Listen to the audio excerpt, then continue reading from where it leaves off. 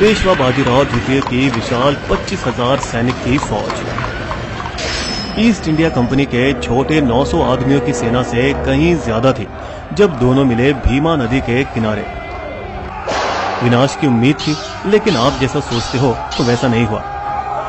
महार, जिन्हें आप आज दलित के नाम से जानते हैं और जो जिंदगी भर जलील किए जाते थे उच्च जाति पेशवाओं के हाथों, जैसे मजबूरन अपनी पीठ पर झाड़ू बांधकर अपने अस्तित्व का सबूत मिटाना या फिर गले में लोटा पहनना ताकि उनकी थूक गलती से जमीन पर गिरकर उसे अपवित्र न कर दे। लगातार अपमान से तंग महार ने 1 जनवरी 1818 के दिन अंग्रेजों से हाथ मिलाया।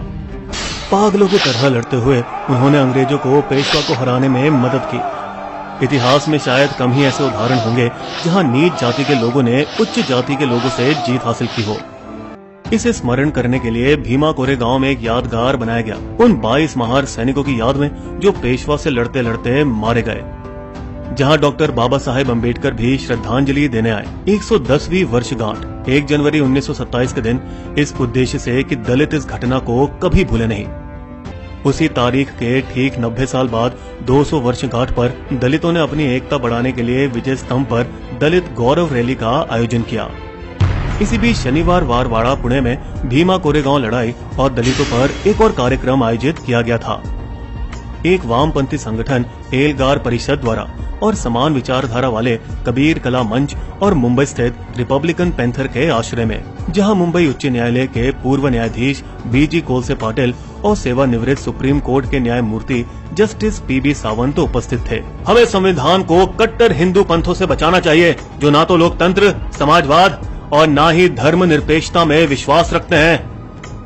अब तक राज कर रहे उच्च जाति ने दलित वोटों का एकीकरण होने से बचने के लिए जुलूस का विरोध करना चाहा, राष्ट्रवाद का बहाना देते हुए अंग्रेजों की जीत हिंदुस्तान में क्यों मनाई जा रही है, और उसी दिन एक जवाबी रैली के लिए बुलावा दिया। हिंसा होने का अचूक नुस्खा।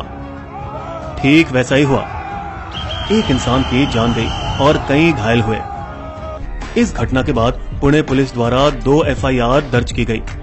एक ग्रामीण पुलिस ने की और दूसरा शहरी पुलिस ने। पुणे ग्रामीण पुलिस ने हिंदू नेता मिलिंद एक बोटे और संभाजी भीड़े उर्फ गुरुजी के खिलाफ दंगा भड़काने के लिए, और पुणे शहर का विश्राम बाग पुलिस थाना एल्गार परिषद के खिलाफ भड़काऊ भाषण देने और माओवादियों से समर्थन लेने के लिए।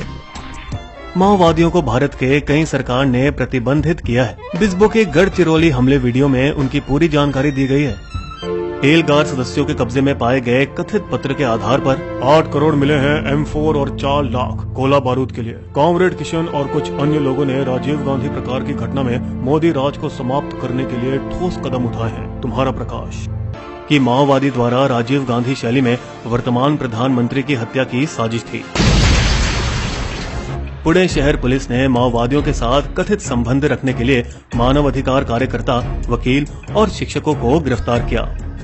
महेश राउत गढ़चिरौली में जंगल माओवादियों और शहरी कैडर के बीच संयोग बनाना, और शोमा सेन दोनों नागपुर विश्वविद्यालय के प्रोफेसर, सुरेंद्र गडलिंग नागपुर वकील माओवादियों को कानूनी सहायता देने के आरोप में, सुधीर धावले मराठी पत्रिका विरोधी चलाने के लिए मुंबई से गिरफ्तार, रोना विल्सन नागरिक अधिकार कार्यकर्ता माओवादी साई बाबा को कथित रूप से समर्थन देने के लिए दिल्ली से।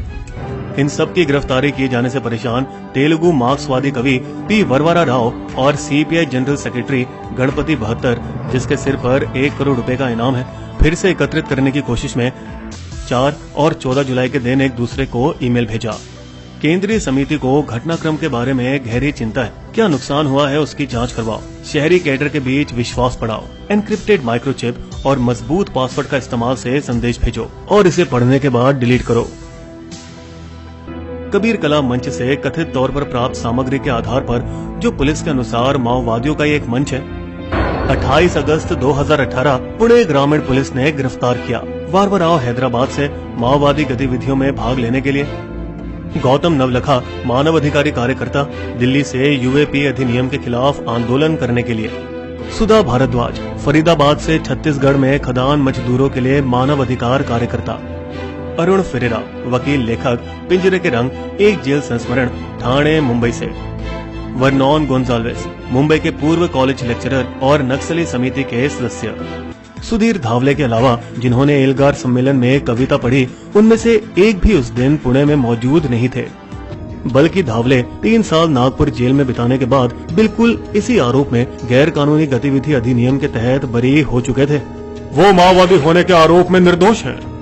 पुलिस के मुताबिक सुधा भारद्वाज एल्गार बैठक में मौजूद थी, लेकिन सीडीआर कॉल डिटेल रिकॉर्ड उन्हें मुंबई में बताती है।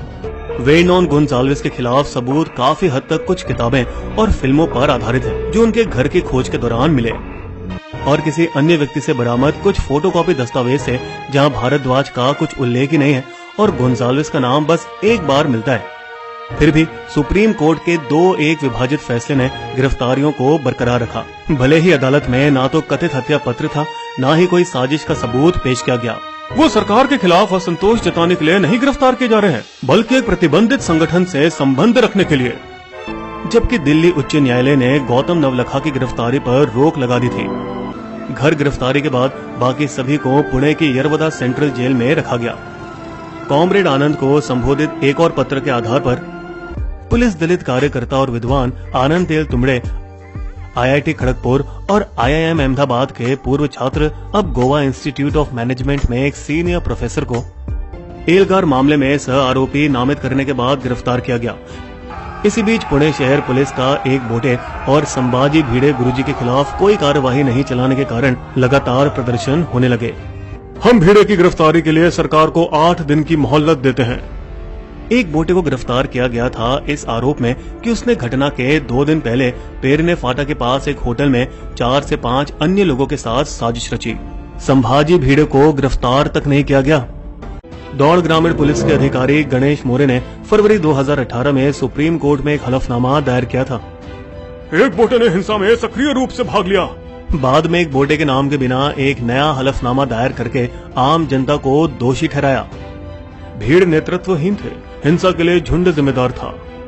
पुलिस जांच के बावजूद महाराष्ट्र के तत्कालीन सीएम ने 2 सदस्यीय जांच आयोग का गठन किया। कलकत्ता उच्च न्यायालय के सेवानिवृत्त मुख्य न्यायाधीश जय नारायण पटेल आयोग के प्रमुख और पूर्व मुख्य सचिव, और महाराष्ट्र के मुख्य सूचना अधिकारी सुमित मलिक। मैं चाहता हूं कि हिंसा के लिए जिम्मेदार लोग पकड़े जाएं। महाराष्ट्र में स्वर्णों और दलितों के बीच तनाव कोई नई बात नहीं है। नामांतर आंदोलन, मराठवाड़ा विश्वविद्यालय का नाम बदलकर डॉक्टर अंबेडकर रखने की प्रक्रिया 16 साल तक चली, जब संघर्ष में समझौता हुआ। छत्रपति शिवाजी महाराज के पुत्र संभाजी महाराज का अंतिम संस्कार किसने किया, इस विवाद में अंत तब हुआ जब उच्च जातियों ने संभाजी महाराज की समाधि के पास से खुद का बोर्ड हटवाकर महार गोविंद गायकवाड़ की भूमिका को स्वीकार किया। पुणे शहर पुलिस, जो पिछले 2 सालों से अपना वक्त ले रहे थे, नई सरकार में न शामिल होने के बाद जल्द ही अपनी चार्जशीट फाइल की। एल्गार परिषद बैठक में किए गए भाषण ही भीमा कोरेगांव हिंसा के लिए जिम्मेदार थे। उनकी आशंका सही साबित हुई जब नई सरकार के गठबंधन सहयोगी शरद पवार ने उद्धव ठाकरे को पत्र लिखा। देशद्रोह के आरोप में कार्यकर्ता को जेल में डालना गलत है, सत्ता का घोर दुरुपयोग हुआ है, एसआईटी से जांच करवानी चाहिए। पवार की आलोचना के ठीक एक दिन बाद मोदी सरकार ने हस्तक्षेप किया और एल्गार परिषद मामला पुलिस को एनआईए के हाथों ट्रांसफर किया जाता है, सीआरपीसी 173(8) के तहत, जिसके बाद जल्द ही आरोपियों के खिलाफ दूसरी एफआईआर दर्ज की गई। महाराष्ट्र की नई गठबंधन एमवीए सरकार ने भीमा कोरेगांव हिंसा में दर्ज 649 मामलों में से 348 को वापस ले लिया। प्रमुख दलित समूहों का एक 9 सदस्यीय तथ्य खोज रिपोर्ट पहले से ही निष्कर्ष निकाल चुका था। दलितों के खिलाफ हिंसा पूर्व नियोजित की गई थी। लेकिन पुणे शहर पुलिस के विपरीत, जिन्होंने 5000 पेज की चार्जशीट दायर की, ग्रामीण पुलिस जांच आयोग की मौजूदगी का बहाना देते हुए अब तक कुछ भी एक्शन नहीं लिया। जबकि जांच आयोग को अपनी रिपोर्ट पेश करने के लिए कुछ और समय दिया गया, जो लॉकडाउन के कारण अब और भी विलंब होगी।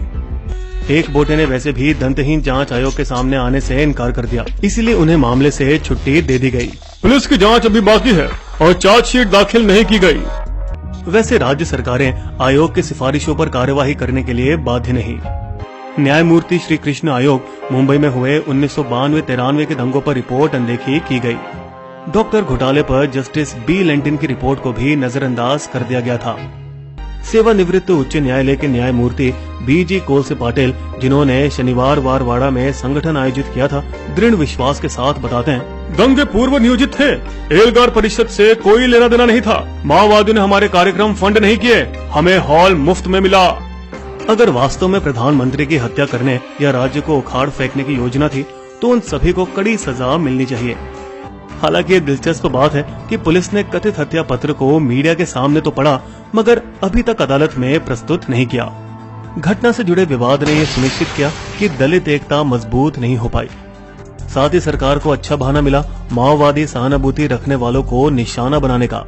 अगर विद्रोहियों ने सरकार से सिर्फ असंतोष प्रकट किया तो हम आपको सर्वश्रेष्ठ न्यायालय के न्यायमूर्ति DY चंद्रचूड़ के शब्दों के साथ छोड़ जाते हैं। असंतोषी व्यक्त करना लोकतंत्र की सुरक्षा का उपकरण है। यदि आप इस सुरक्षा वॉल्व को बंद कर लेंगे तो प्रेशर कुकर फट जाएगा। बिस्बो की शायरी। ऐतिहासिक वो जीत का मना रहे थे जश्न, उनसे आकर जुड़ गए और दूसरे प्रश्न। साजिशों की भी जुड़ी माओवादी डोर, अभी नहीं कुछ साफ है, सत्य खड़ा किशोर।